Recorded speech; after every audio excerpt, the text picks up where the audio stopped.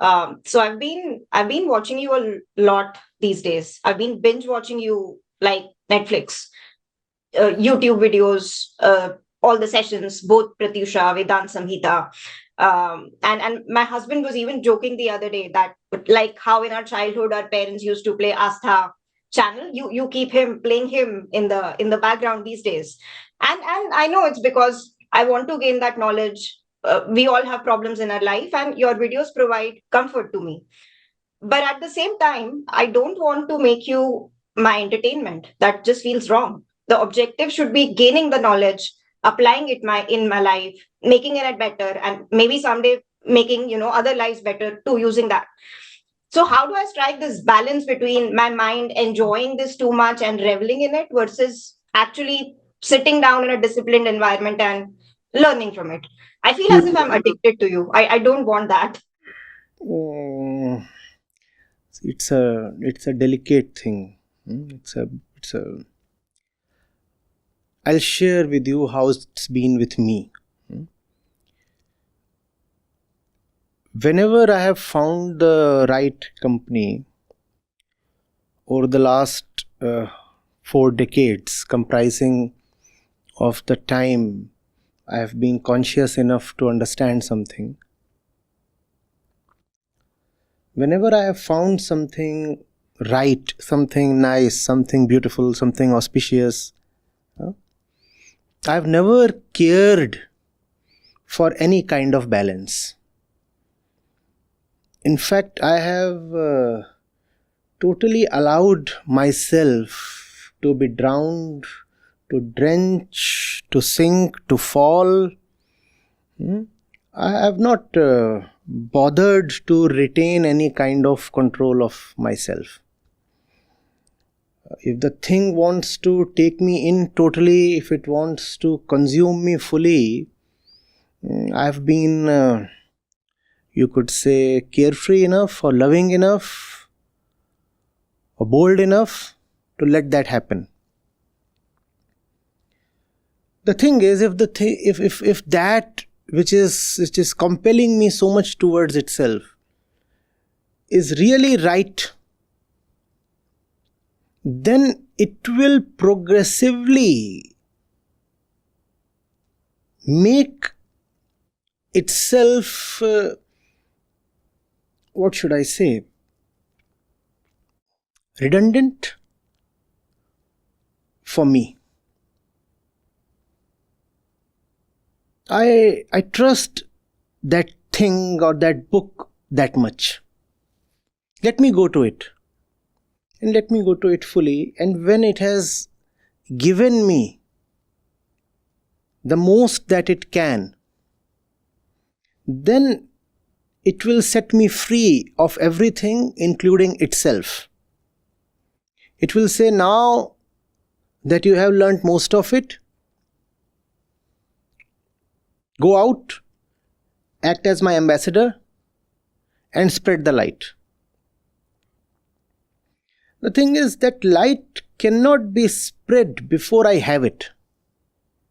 And I cannot have it if I hold myself away from the source of light, if I hold reservations, if I am caring for self-preservation, and I say I will necessarily maintain some kind of little distance between myself and the source. If that little distance is maintained, then the light will remain where it is, and I will remain a mere recipient of the light. You know how it works between two candles.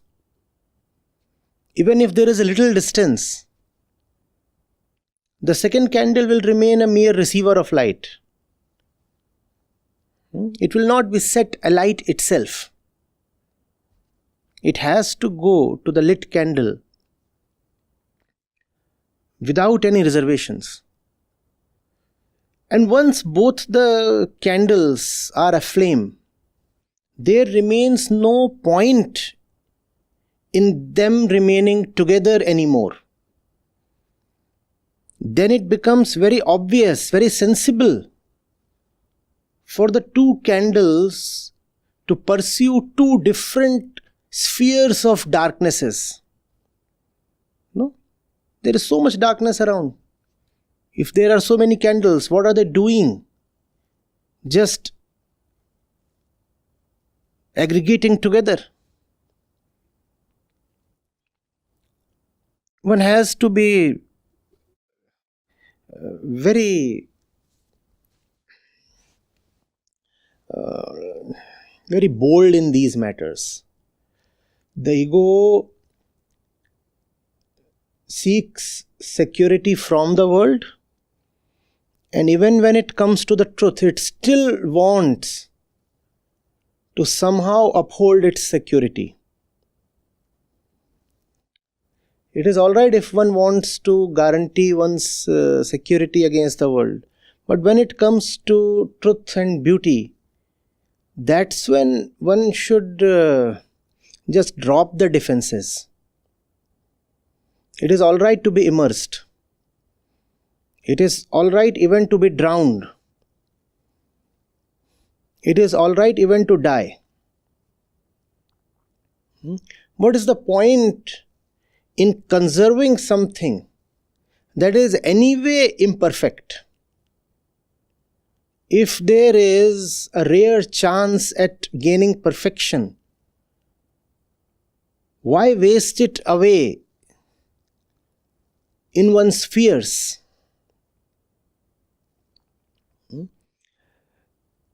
And my own experience has been that I have never been harmed by truth and beauty. And I've also never been held captive by them. The truth is not there to enslave us, it is there to set us free. If you go very close to the truth, even if you go very, very intimate, it is the truth that will kick you away. The truth will say, now that you have me, what are you doing here clinging to me? Now go out, go away, and radiate to the world what you have gained. So that kind of bondage which we apprehend is not possible. But yes, that kind of bondage is very much possible if you go to something that is insecure in itself and wants to own you, cling to you, or possess you for the sake of its own security. So that much care you must always ensure. That if you are going to a book or to something or watching a video, you have to ask yourself, is this for the author's good or mine own? If you are going to someone who is still worried about his own welfare or security or whatever, that fellow will never set you free. That is what is called as possessiveness. That is what is slavery and bondage. But if you feel honestly assured that the more you read, the more you immerse, the more your bondages are dropping, then don't hold yourself back. It will be a great mistake to prevent the auspicious from happening. And when it happens, remember, truth is like a tyrant.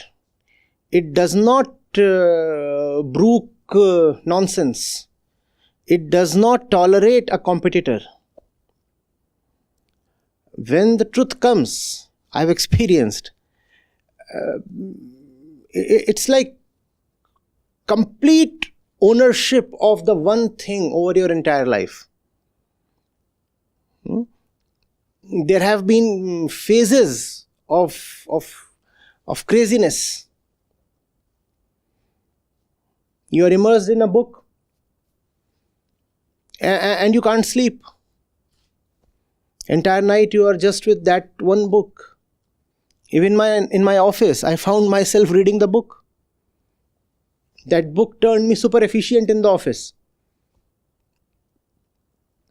I would wind up everything in 2-3 hours flat, just so that I can go to the office library or to the office canteen or even to the lavatory and continue to read there.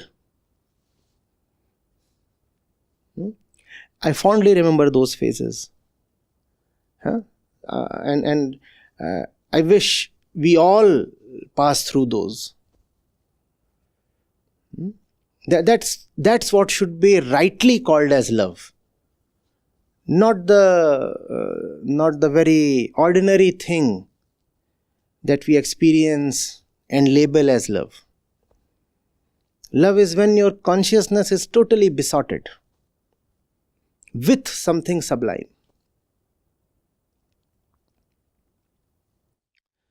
Let it happen, and don't be afraid of it.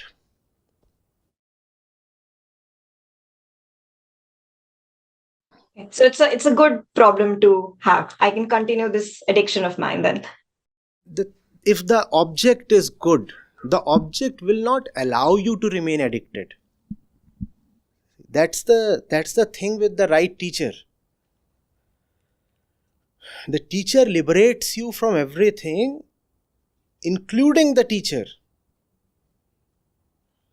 Right? A point comes when the teacher makes himself just a friend. So the teacher is gone. The teacher then turns into a comrade. So, if the teacher is obsessed with keeping himself necessary, then the teacher himself is quite insecure.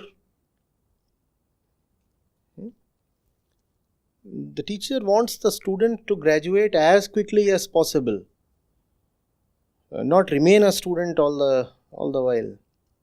So don't worry too much about that. If you are a good student, that only means that you will graduate very quickly from the school. So don't worry that the school will hold you prisoner. The opposite is true. If you are a good student, if you are always immersed in the library, that means you will be very soon out of the library. The school will say, please go. You are not allowed to attend classes anymore. You have now graduated. Go out. Or if you want to stay in the school, come join us, become a teacher. Or become a librarian, whatever. Yeah. So you also mentioned, a thing compelling you too much sometimes. Some people call it their calling. And I've often wondered, do I go looking for this calling or it'll come to me sometime? Because as of today, I don't have any burning desire in me to give my all into some higher cause. I try, but I keep drifting among different causes. And that feeling inside is not there yet. So how do I cultivate that? You have to first of all know the facts. You have to be in touch with at least the factual reality, if not the higher reality. Take two contrasting examples. You are in a burning house. How will you know that you must immediately swing into action? First of all, your senses must be alert. No? If you can neither feel heat nor see the flames, then you will say, what am I supposed to do in life? I'm just lounging on this chair. There is nothing to do. Whereas the fact is that there is a lot to do. Now, this example is from the scary side. Take a contrasting example from the side of beauty. There is something extremely enticing, something of immense beauty, but you are snoring next to it. How will something compelling happen to you? Even for beauty to entice you, even for beauty to make you act, you must first of all know clearly what's going on. So, does calling come to you or do you find a calling? Both of these things. It's like grace. You cannot control it. At the same time, you will not receive it unless you have cleared the barriers. Your sleep is the barrier. So know a lot. Waking up means being conscious. You have to know what is going on, both outside and within yourself. And then you will know what is worthy of being done in this world. When you say calling, you are asking for something to do in this world, right? In this world. How will you know what to do in the world if you do not know what the world is all about? So you have to know the world. You also have to know yourself. And from that arises clarity about what to do in life. When both of these are known, the situation of the world and the relationship that I have with the world, when these both are known, then it is very, very clear what one must spend his life doing.